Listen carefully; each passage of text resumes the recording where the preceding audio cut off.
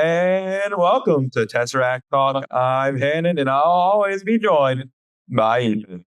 Hey, it's a good day to be back, and we're going to get into the Incredible Hulk today. 2008.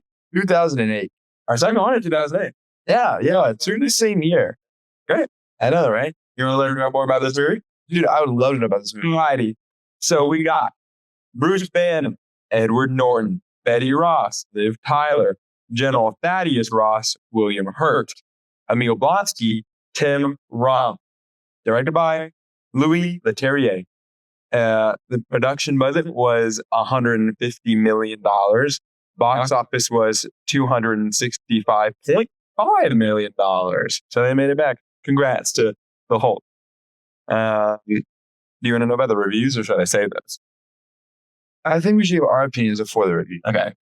Runtime, 1 hour and 52 minutes. Yeah. Did it need to be longer? No. That's suitable. Do you want to know the Disney Plus mini description? Isn't it like, I know, Can you guess? it's like Bruce Banner, like as the Hulk fights his like unquenchable fury. It's one about like Unquenchable fury? it's something about him just going on a rampage. You're like, something about that. What is it? Bruce Banner faces a nightmarish enemy after he is forced out of hiding. Yeah, I knew that. Yeah. That is pretty good. I mean, the idea was there. The idea was there. Yeah. Let's get into it. So, the opening, it's Universal. Yes. Iron Man was Paramount. Yeah, we have kind of Marvel IPs kind of flying all over the place between different studios. Yeah. Which is kind of interesting. I don't remember. Well, Iron Man 2 is up next, right? Yeah. So that would probably be Paramount again? I would assume so. Or are they taken over by Disney? And I don't remember when Disney bought them. Really couldn't tell you. Josh? When did Disney buy Marvel Studios? All right, we'll get back to it. Yeah. The old Marvel with intro, haven't updated. Yep. Marvel Studios. But let's get into these opening credits. Yeah, I have some opinions about these opening credits. I see what you're trying to do there. Right. 2009. So, thanks, Josh. December 31st, 2009 was when Disney was bought, or Disney bought Marvel. So the year after, Allegedly. Yes. Covering our base. Yeah. Allegedly, quotation marks. Disney bought Marvel in December 31st, 2009. We're pretty sure. Yeah. Yeah, continue. Sorry. Opening credits. Anyway, I think seeing like putting like opening credits and behind them in different scenes is cool and it's interesting. Like if you put it over the Marvel intro or whatever. Yeah. Right. But for the average like moviegoer who doesn't really know of the Hulk, that's crucial information. Right. Sure. Like when I was watching it, it took me a minute to actually realize A, what was happening first. B, that it was important. Yeah, very. Well, and C, I caught myself going, wait, come back here. Like, explain that. Like, elaborate on that. Yeah. How Iron Man 1 was more of a origin story of how Tony Stark becomes Iron Man. Bruce Banner is already the Hulk in this. Yeah. We don't really get any of the build-up. Yeah. Of him being the Hulk. He is kind of compressed down into this like 2-minute montage. Yeah, it reminded me of like those early 2000s ads you get before like having a like a DVD where it's like don't pirating is wrong. Yeah. Like really edgy. It is like a lot of flashy green lights. It was kind of hard to focus. I don't know. Because everything was so short, and it really just tried. I really feel like they went to the board and said, "Hey guys, we need to condense the backstory of Hulk in like 30 seconds, right?" And to give already stuff. Yeah, and to just like they really rushed all of it. I think, because like granted, Hulk does have a very long history with like through comic books, and people that are into horror comics know who the Hulk is. He's incredibly popular. Yeah, but the average moviegoer doesn't know. By this time, at least like 3 movies though, and a TV show that was pretty popular. That is true. Like in 2003, there was It was not the Incredible Hulk or anything, but it was pretty popular. Yeah, it makes you wonder what their goals were when they were first made. Right? When they set out to make this film after the incredible job of Iron Man 1, Sure. they went in, or I guess it is a different studio. The success of Iron Man 1. Was it? No, it was still Marvel Studios, but Yeah, but it was, brought to you by. yeah. But I wonder what their mindset was gleaning the wisdom out of Iron Man 1 going into this. Yeah. I mean, we also see kind of the sort of same situation with Spider-Man in Homecoming, and I guess in Civil War too, where we're not introduced to really how this all came to be, but we already know the story, like especially Spider-Man. But Hulk is definitely not as popular as Spider-Man, but still popular. But if this was your first Hulk experience, I think it was mine.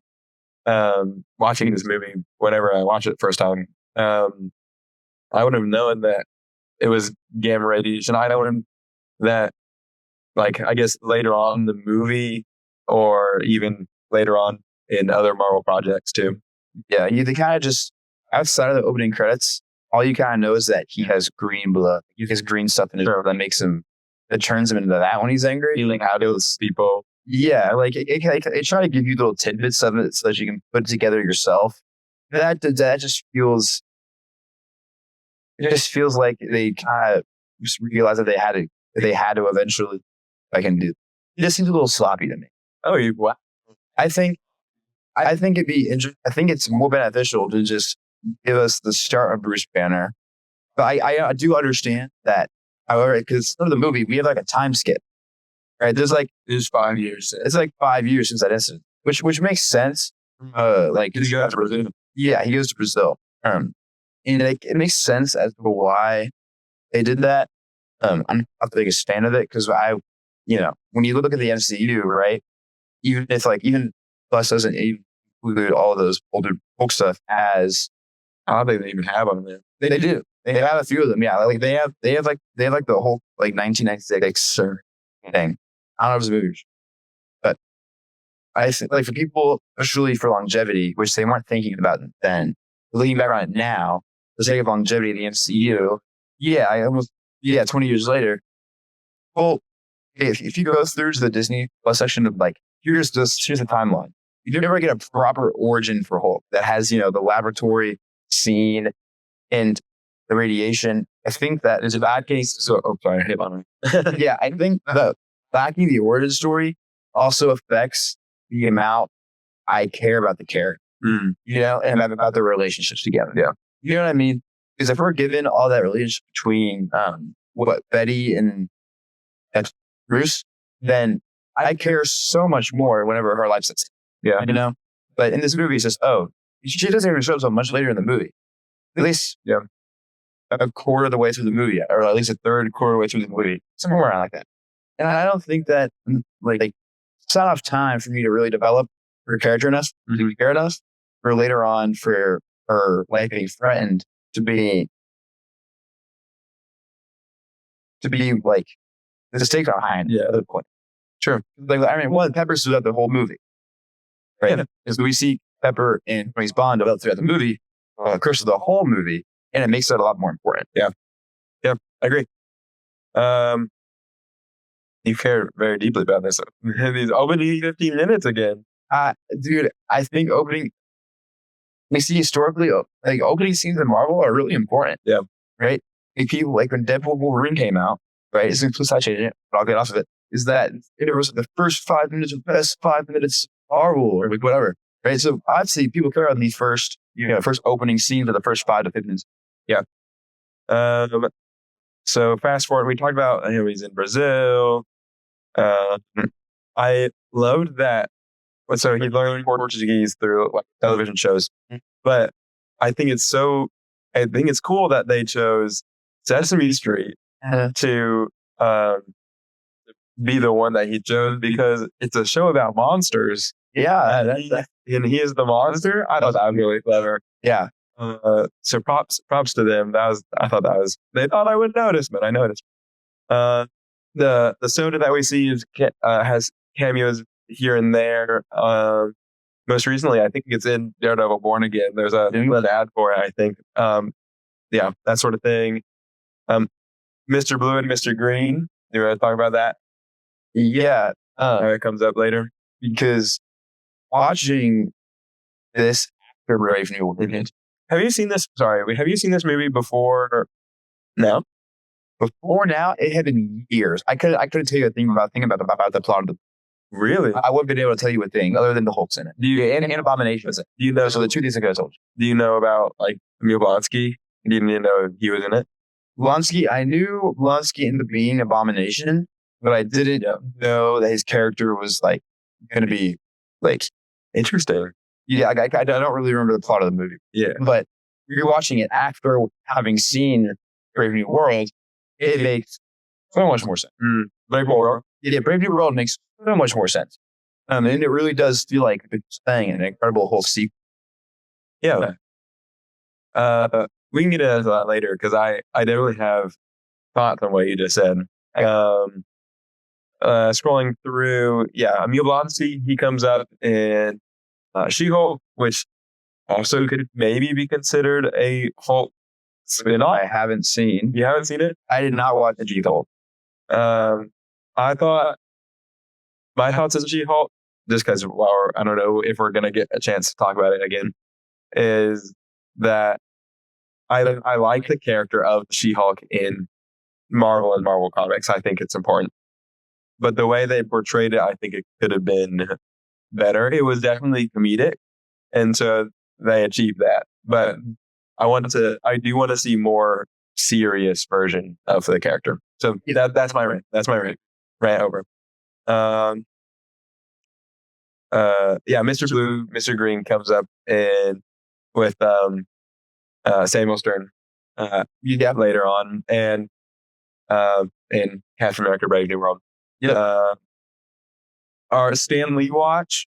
Stan Lee is in this movie. He's in Milwaukee, and he drank one of the soda bottles, and He drank the bad one. he drank the bad one. And that's he without Stan Lee doing that, the whole movie probably gone, because that's how they find out he's in. Yeah, that's right. Yeah, but I'm surprised that like he was so freaked out about his blood. Is that because his blood was just because when he was freaking out about his blood getting like lost or like in the production, I assume that's because he knows if someone drinks this, they're gonna turn into ink. Sure, right? And so part of me at this point I thought of seeing Stan Lee turn that's Stan Lee Hulk. a Stan Lee Hulk. Yeah, I don't know what on earth that looks like, but that's why I thought he was so freaked out. Yeah. And so seeing Stan Lee drink it, I was like, it just. why not? He just. I looked it up, and he didn't die. He was with gamma sickness. Gamma sickness. Yeah. So it's not just gamma that turns you into the Hulk. Yeah, They talk about that tracks throughout the movie because with Blonsky or whatever his name, right? Blonsky, Emil. Yeah, Emil Blonsky. Is that Stern all told him that he already had something inside of him. She added to was turn him into that. Yeah, and we can get to that later. I'm just trying to follow through my bullet point. They go for it. Super Soldier. Yeah, that's what they're trying to recreate. The first mention in the MCU, not in Captain America. Yeah. Definitely a teaser. Yeah. I think that does its own favors because it preserves a chronological, right? Captain America obviously in the world takes place before the Incredible Hulk does. True. And so we're creating coherency kind of world and they're kind of building up to Captain America, right? Like you see Captain America shoot the Iron Man 1 into several fragmented pieces. And we mentioned super soldiers. So now we're kind of starting to build up towards this Captain America. Yeah. And this idea of a super soldier is something that we see in the MCU for ever.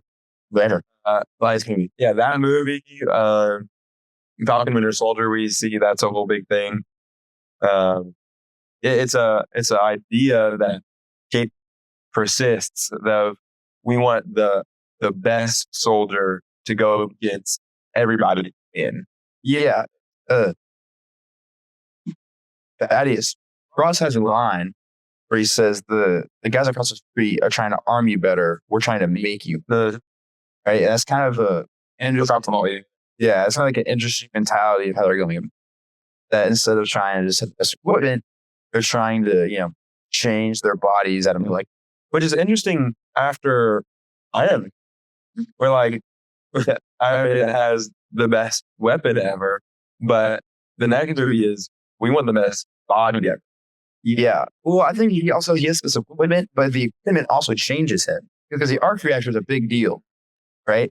So that, is it because I don't even remember the villain in Iron Man 1. Iron Man? What's his act? Oh man, Josh. Gotcha. Anyway, he wants to get the specs of the What's his name? I know I think it's right there. He wants to get the specs of all of. Josh's gonna pull it up and we're gonna be angry. I'm gonna be so livid. What's his name?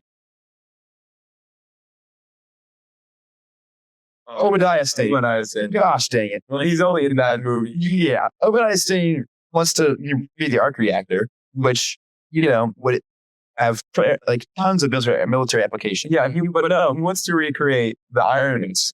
Yeah. He says that the arc reactor is a publicity.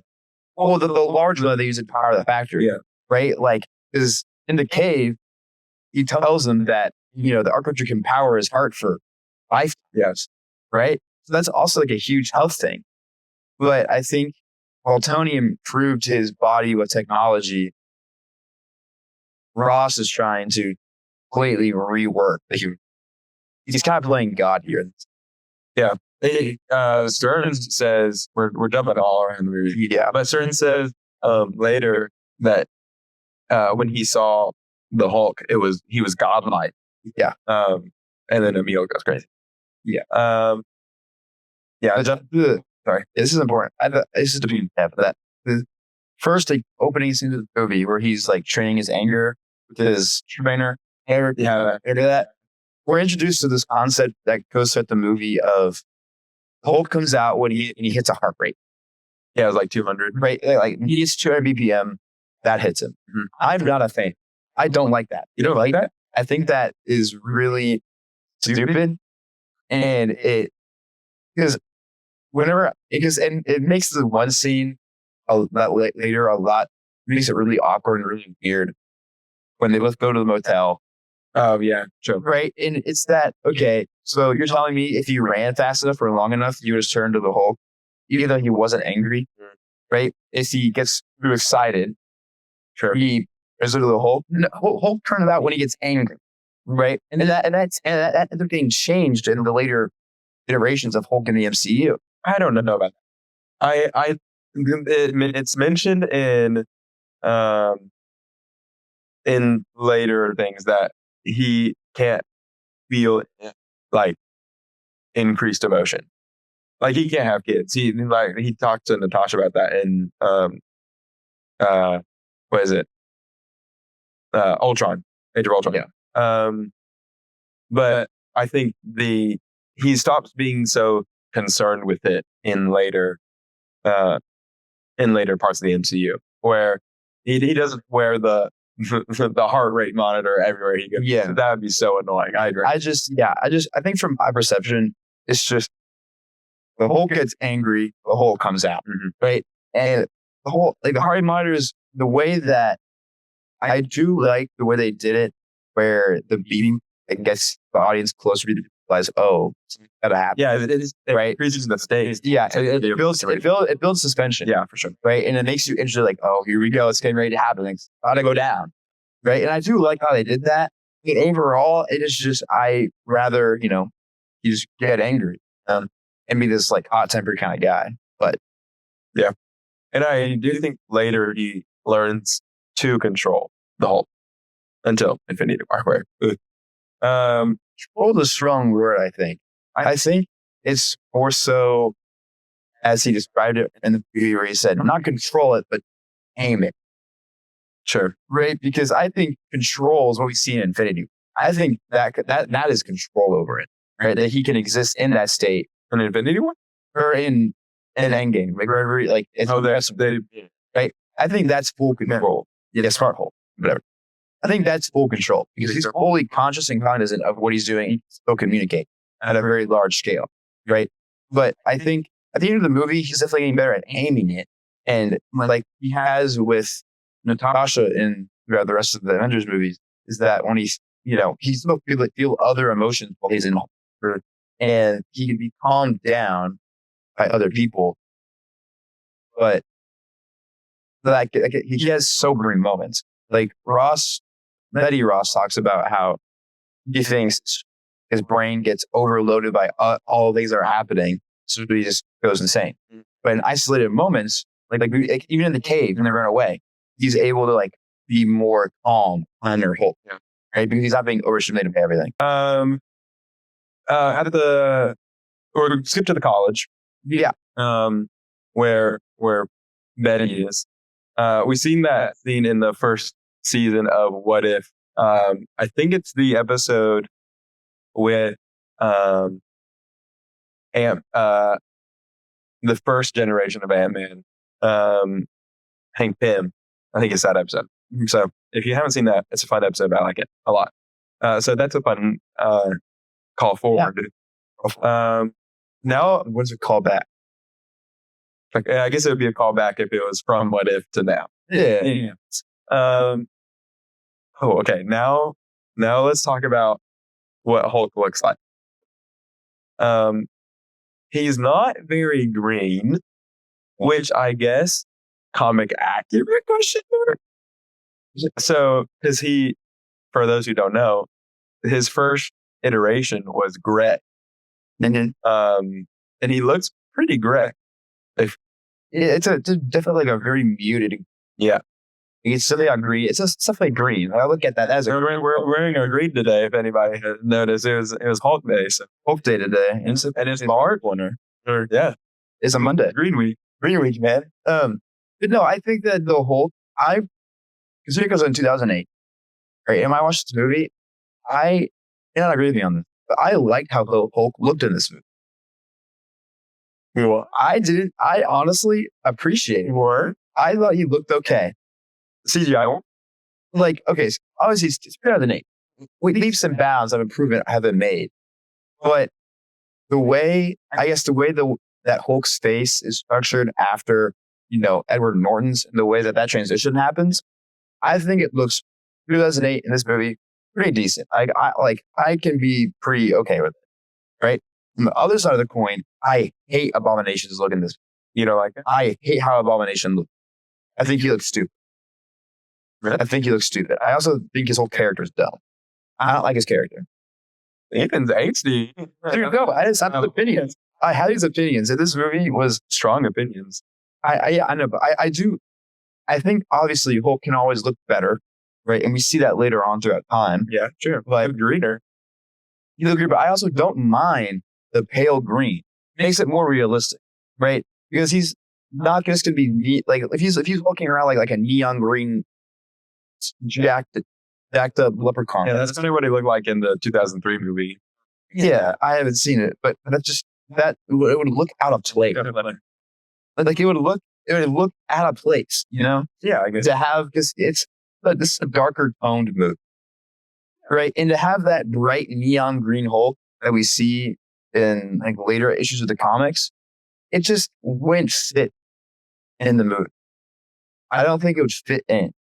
Right. And so a darker toned movie, as a consequence of that, I think that's why he looks like a darker, more muted green. Yeah. Do you think they should have kept with that same look? No, I don't think so. Because I think as it evolves over time, so do the tones of the movies also evolve over time. Yeah. The technology is constantly improving. So I think for the movie in the time period, it worked. Okay. While we're talking about it, I think the CGI in this movie could have been better. I think it looks like a video game. It's very video game graphics. And I think there are better looking like CGI graphics in other movies. I'd agree. That were around the time. I mean, Iron Man looks better. I guess it wasn't, you're not making a monster. But Star Wars like that. Episode. What was that? What came around about this time? Episode 1, at least. Which CGI looked pretty okay. Yeah, but it makes you wonder if it's a studio decision, like a studio, because Iron Man was Paramount, right? And this is Universal. Yeah. So it makes you wonder if, Paramount found it more important to put more money into this CGI budget, opposed to Universal maybe saying, we need to cut back on that and get maybe a better cast or maybe a better set, stuff like that. So it just kind of ends up to where how they split all of their, all their money.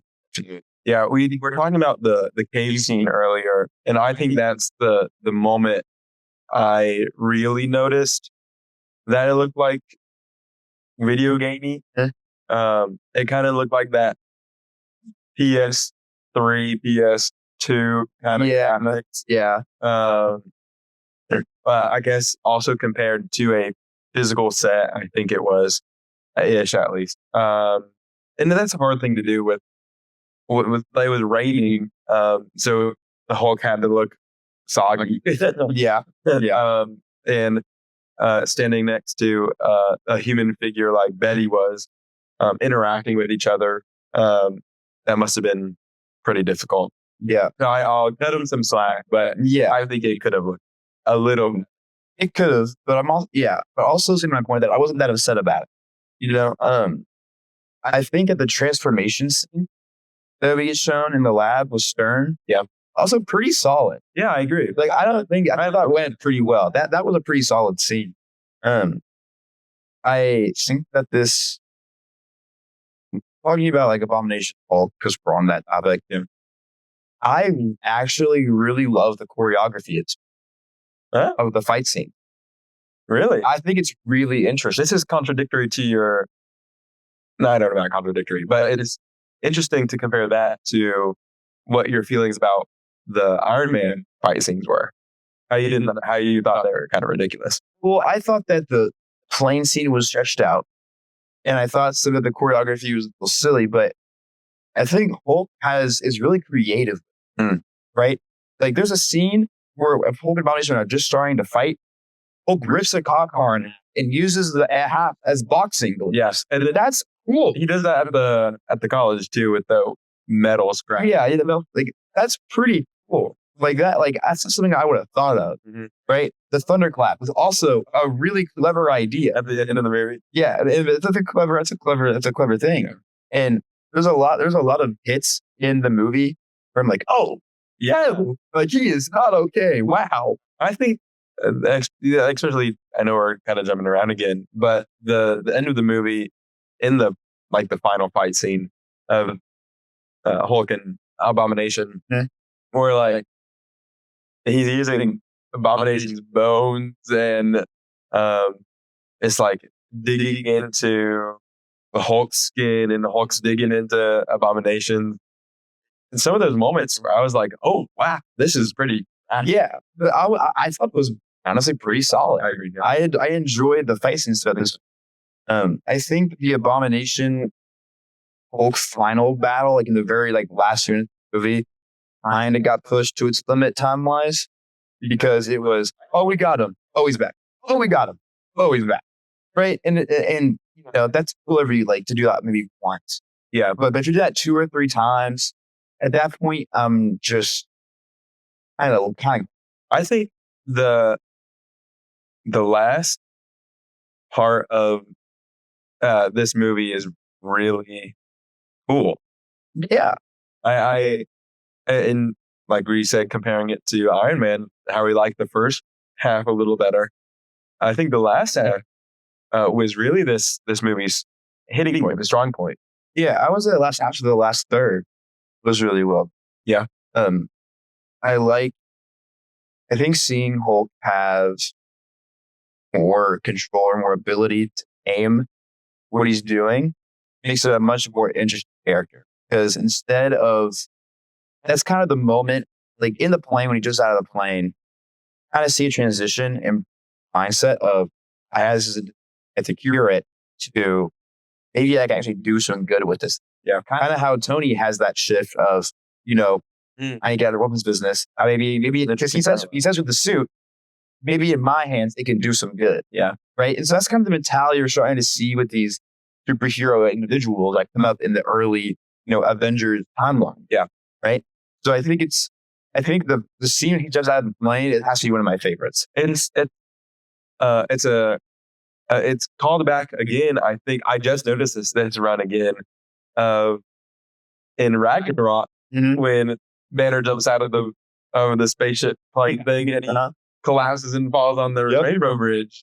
Yep. And then he goes back into the hole. I think that's so fun. Yeah, and I think Banner's moment of panic as he's falling, as he doesn't think he can do it anymore. It's like, oh crap. Yeah. But I think it's one of the better scenes of the movie. Also, a big landmark in Bruce Banner's character as a whole. Yeah, I agree. I think that's that like scene where they find Abomination and they're like, that's one of your guys, Roth.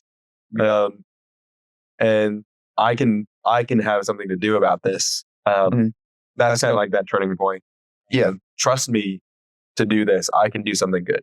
Yeah. I think we see the whole transition from a monster to something more useful, right? Because the term monster in itself is kind of infers this like chaotic, kind of like, you don't know what it's going to do, bad guy, right?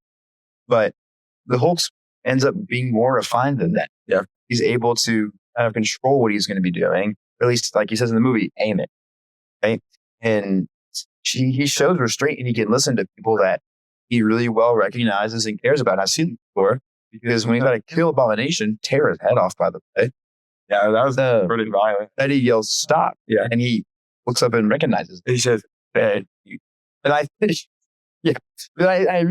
think that it's those kind of moments that gives Nick Fury this kind of almost idea of, hey, we can control this guy. Maybe we can kind of like, at the very least, Suicide Squad it, where we can kind of like control this beast, not as much monster, this beast, to see what we can actually, do some good with.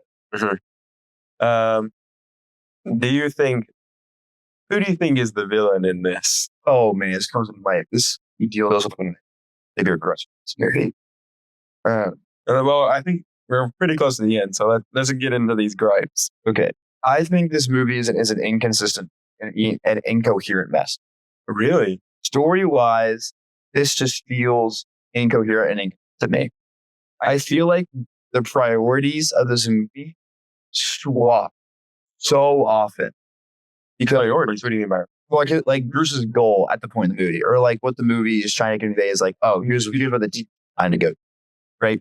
You start with Bruce, he goes, okay, who am I angry? Okay, no, now we're gonna find a cure for this. Okay, now we're trying to find Betty. Now we're trying to go escape Ross. And we go from Ross being the villain to whatever his name is being the villain, Abomination, the villain. And throughout those jumps, it just kind of feels like they all smush these parts together. Like watching the movie, it just, what's happening in the plot made sense to me. I could see where it was going. Yeah. But I felt like we were just missing a few stepping stones along the way. That really kind of I was missing the glue that kind of brought everything together. Right? It kind of felt like there were these major plot points, but there was kind of like holes in it. I see where you're coming from, but I also think that I like the kind of linear path of this. I like that. Okay, we're trying to escape Ross. I can get behind that. I think people who aren't comic book fans can be like, oh, I can track with where this plot is going.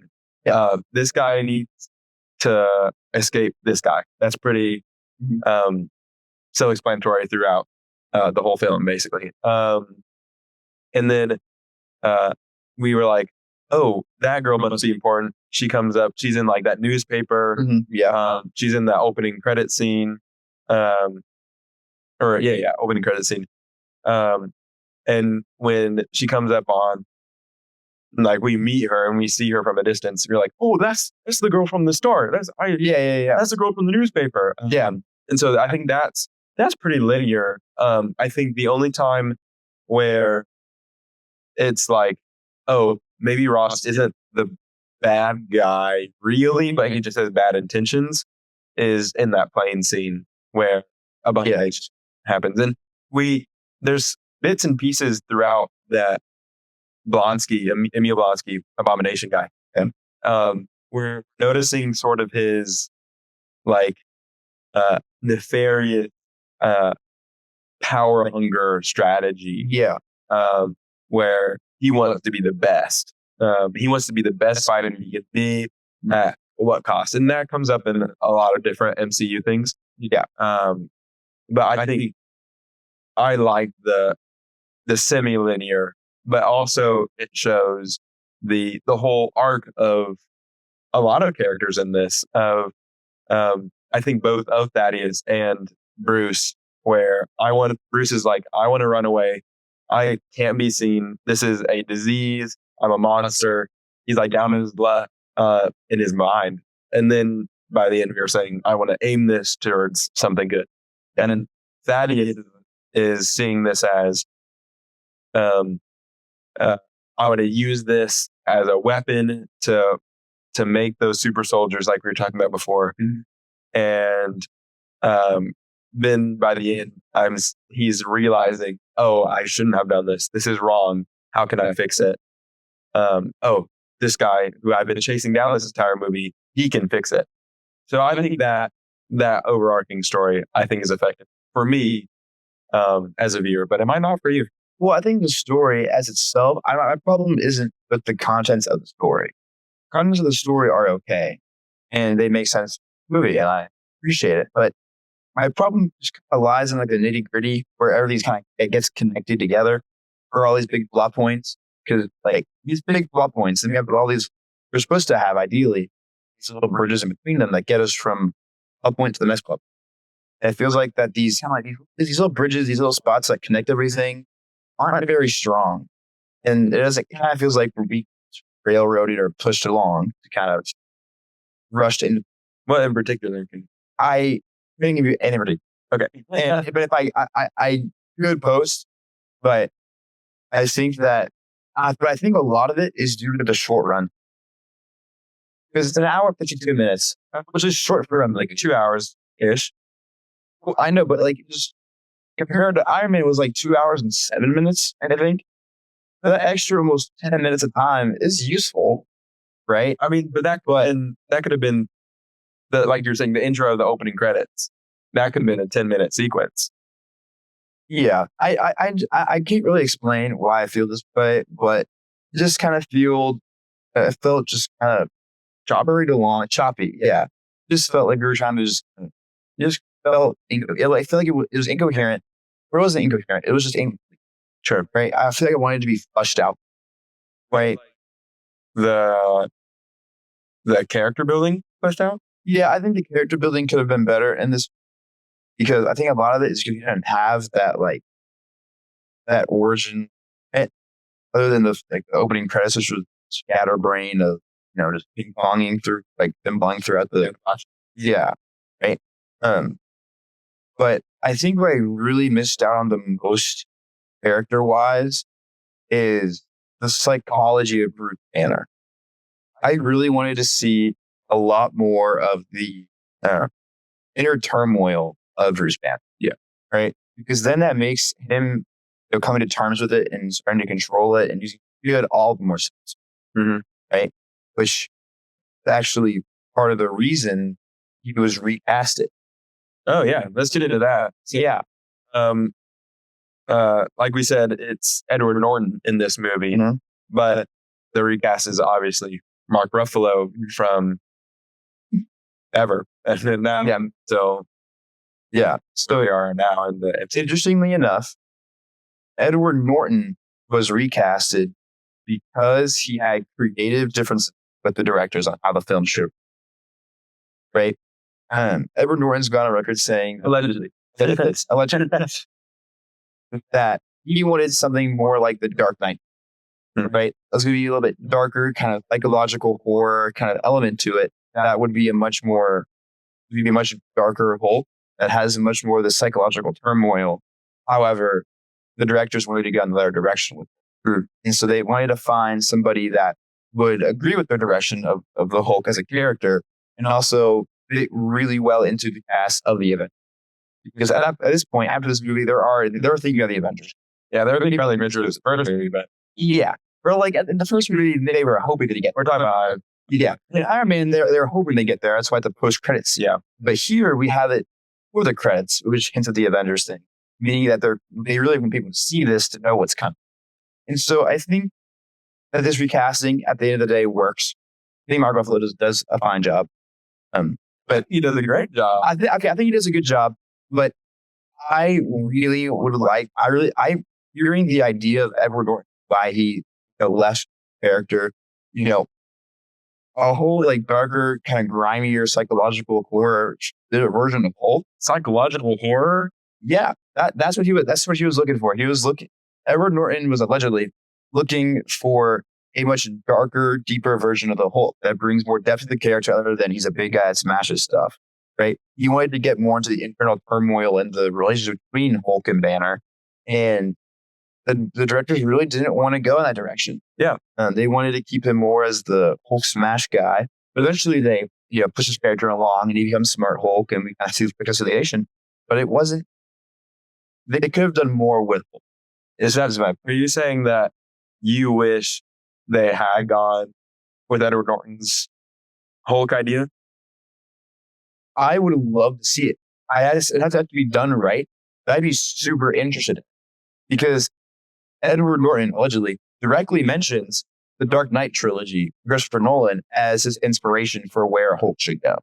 Right? And that, would be, you got to admit that it would at least be incredibly interesting to see that take on the Hulk. Yeah, I think it'd be interesting, but also knowing you as you, I think that definitely falls in line to the sort of movies you like. Like, if you don't know, me and Ethan, we know each other for a long time. So, lifelong man. Yeah. Ethan, he really likes, the Batman. Yeah, I love the Batman. I love that. I mentioned in the first episode about symbiote Spider-Man. Yep. They sort of these darker, grimier characters. And it's not that I'm like, trying to be like an emo or like a jock or anything. It's the idea of these I think that giving characters emotional challenges builds care about the character and builds their depth as a character, period. Yeah. Right? Because, throughout, Tobey Maguire's time as Spider-Man, Studio develops his character in a pretty big way. Right? And but I mean, in theory, yeah, it was pretty accurate. And so I'm not a huge fan of like, oh, these are the superheroes, so they have to win. Yeah. Right. I think it's a really boring cliche. Tell me why they should win. Yeah. Yeah. Tell me why they should win and give me they spend all their time fighting these external threats because they're superheroes, right? But like these people like Hulk, right? Like it's a monster, right? You just said he wasn't a monster. But like in his own perspective, like he's a monster. And I want to see his internal turmoil with that. Yeah. Right. I want to see the kind of like whole big, the whole like wolf kind of idea where like I can't let people see me like this, kind of like the Beast. Like it's completely I want to have that kind of depth to him to see him overcome that. Not the X-Men Beast, right? The crazy ball. Both looks right. X-Men Beast and Disney's Beauty and the Beast. Both beasts work. Sure. For that analogy, right? Is that I want to see him go through some own development. I want to see him, I want to see him grow, right? Because people, we don't only care about people's successes, we also care about their flaws too. Yeah. Our flaws and our mistakes make us who we are, right? And we learn and grow from those. And so I think that a darker take where Banner wrestles with himself and much the Hulk more in a darker undertone would be a really interesting development of the Hulk's character. Yeah. Because the majority of the Marvel community, at least from my perspective, or the general person, right? Like if I went up and asked my dad, who's the Hulk? He's something like he's the big guy that gets angry and smashes stuff. Right. And that's a very shallow character. Sure. Right. Which could be, developed so much more. Yeah. I think the Hulk is shallow, but Bruce Banner is definitely. Yeah, I know, but I'm just saying I would like to see the idea done. Okay. right? Like Mark Ruffalo does a great job as Bruce Banner and as Hulk, and his extent throughout the MCU is great. It's phenomenal, and it wouldn't be the same without him. But I can't say I don't miss this idea that Edward Norton allegedly had of a darker Hulk that kind of wrestles with himself. You would be open to the idea and curious. Absolutely. And I do think so. This is the only Hulk movie we have. Yeah. Definitely things from this movie are taken and put into other MCU projects like She-Hulk, like Brave New World. I'm trying to think. Maybe the Hulk is in Avengers movies too. Yeah. In Ragnarok. Yeah, Ragnarok. Yeah, exactly. And so we don't lose this character. So we can see some sort of progression. And I think in Avengers, Bruce talks about how he's kind of afraid of going back to the big guy. And it's a series long issue that we get to watch in most of the Avengers movies, of how do we control the Hulk. In Age of Ultron, he goes crazy and they have build Hulkbuster. Yeah. So there's this bits and pieces that we might kind of can relate to that darker side. Yeah. Trying to conceal the Hulk.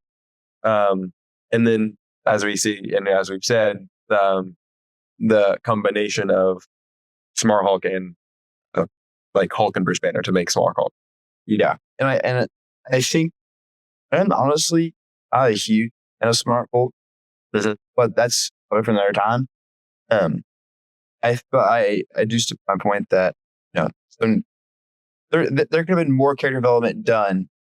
Do you think there should be a Hulk sequel? Okay. I would be interested to a Hulk sequel more akin to the Incredible Hulk than I would be to like a Smart Hulk kind of sequel. Which doesn't make sense for the timeline. So I don't know why they would even, or how they would go to that. Yeah.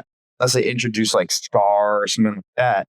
Star is Hulk's son and playing a Hulk, but that's She-Hulk. Yeah, because I didn't watch so. Yeah, I think that for a sequel, it would have to be a Hulk that isn't in full in control yet, right? Like Smart Hulk, I do not think I would. He loses Smart Hulk. Like if you were to do that through some tragic incident like that would split him back apart, and to see him kind of wrestle with that and have to see what he lost and fight to get that back, that would be an interesting scene. Yeah. But if you're just going to give me Smart Hulk fighting somebody, I really couldn't get. We talked about how Marvel is doing this thing right now where it's the bad guy is just bigger, stronger, scarier version of the good guy. That's in this movie. That was in Iron Man. Yeah. But that isn't necessarily right now in the timeline. Yeah, they are doing it. Like in release order. Yeah. Where we are in the timeline. Right, where we are in the timeline, they're doing that. And that's just them trying to be comic accurate. And they're growing their universe in every movie, but they're also keeping it pretty. They have a tight grip. Yeah. Right. Because if you start entering all these other different Hulk villains, you need more story for them, and you need all these others saying support them. And they show up once and go away, whatever. But the whole bigger, stronger version of the hero cliche does die out for me after these two movies. I want to see something that's I want to see the powers or the dynamics, the strategies of two people with different skill sets actually get together and do something. Yeah. And I think that's, I'm going to mention this movie every episode. I think that's why I like Ragnarok so. Right? Because they're totally different. And Thor wins in a very unconventional way. Yeah. I mean, that's a lot of Thor. The Thor movies in general, I don't think fall into that stereotype. They don't. But I think I like them a lot. Yeah. But we'll get there soon. No, we won't get there soon. Yeah, the first stories. Give me some time to reflect. Any thoughts? Or before we go to the reality? Yeah, before the reality, we have to go to the reality ranking. I think that this movie is overhated. I think there is some good in this movie, for sure. Or before, Looking back, I don't remember exactly what I said, but after the Iron Man 1 review, I was not very excited to watch this movie. And after my watch, at first, I was really struggling. Yeah. I was going through Instagram on my phone, not really locked in on it. But I put my phone down, I started listening. Halfway, 2/3 of the way through, it really picked up and really got me hooked. And I really wanted to see what was going to happen. Yeah. So I think this movie is a tad bit overhated and deserves a little bit more love. Yeah, I agree that I don't think it is the worst MCU movie. Some people say that, and I think the reality rankings. If we're ever finished with this series, we'll kind of demonstrate that. But Yeah. I think I agree. I enjoyed parts of this movie. I enjoyed a lot of this movie. I don't think I did bad as what people say. I don't think it was a hard watch, but I don't think it was a great easy watch. But I think it was a fine watch. Yeah, like if you told me you want to watch it right now, I'd probably tell you no. Yeah, I just saw So I watched it like 3-4 hours ago, so I don't really want to go back to that. But I think, and in terms of hindsight's always swing, right? And surely there's things they could have done better in this movie, but compared to some of the things Marvel's putting out now, I don't mind this movie. Yeah, I think it's fine, good old movie. It's a good middle of the road. Yeah, like a solid passing. Like you're not failing, but you're barely passing. Yeah, I enjoyed parts of this movie. Yeah, this it had some high notes, had some low notes too. But I think if you haven't seen it in a very long time, or you haven't seen it, period, it's worth watching. It's worth watching. If you're a Marvel MCU fan, it is worth watching. If you haven't seen this movie and you're a fan of the MCU at any, it's worth watching. All right, you ready to go to the reality rankings? Let's go to the rankings. Let's go to the rankings. You're on the reality rankings. We have a pretty right there. Yeah. It's right there. Well, that's a really cool font you picked. Thanks. We can pretty well agree that this movie is going to end up at the number 2 spot on the reality ranking. The ups and downs throughout this movie, and mixed with the really rocky first half, place it below Iron Man. I mean, Iron Man is such a phenomenal movie. I have a lot of love for that movie, and I wasn't going to take anything else other than 2 for an answer. Yeah, okay. You know what? I'm going to present my argument. Oh, God. I do not think it should be over. Well, we're looking at the reality ranks down here. I know you guys probably see it up there, but we're looking at it down here. I know it should. I know it should be under Iron, but I don't. I'm choosing my words wisely. Very careful. Do you see what I got right here? I think it has good blocks to stand on to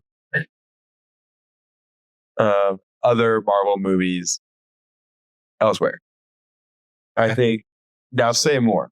I think down the line when we go through this, it's not going to be at.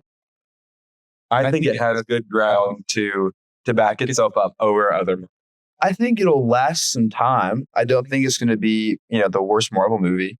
But I think the further we go throughout Marvel, especially the Infinity Saga as a whole, the further it'll go down.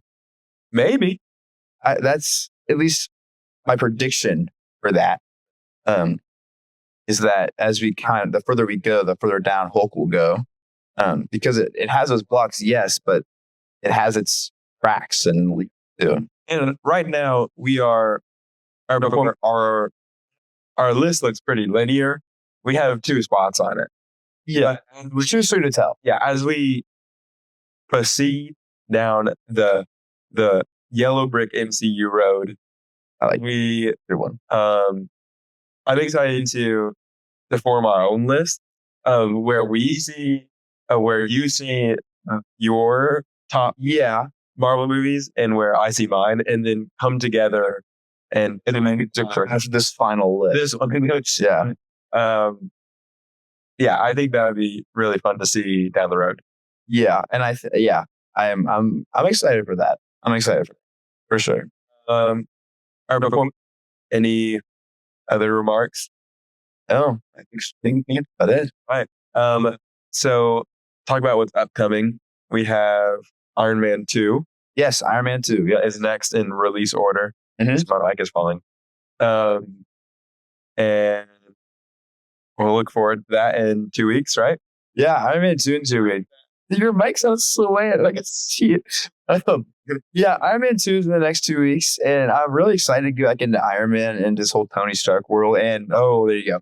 I'm really excited to get back into Tony Stark and the Iron Man, Stark Industries bubble, and to see what comes out of it. Again, last time you saw Iron Man 2? It's a very long time. Like these early movies, I can watch these very often. Yeah. I'm not a huge movie rewatcher unless I really, really love a film. I don't rewatch movies very often. I'm happy you're doing this. I know. I'm enjoying this. This has been great. Like Iron Man 1, I love that movie. I watched that movie twice before we recorded. And frankly, I could watch it later. I really wanted to. Do you think you should watch Incredible? I need to more time.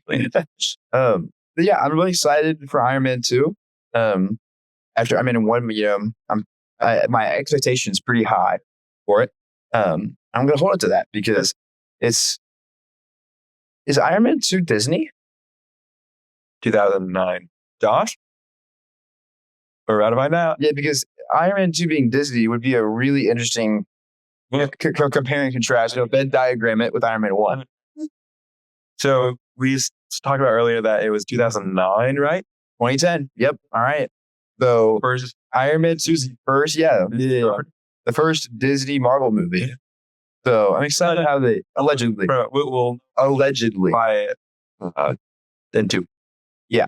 So I'm really interested to see how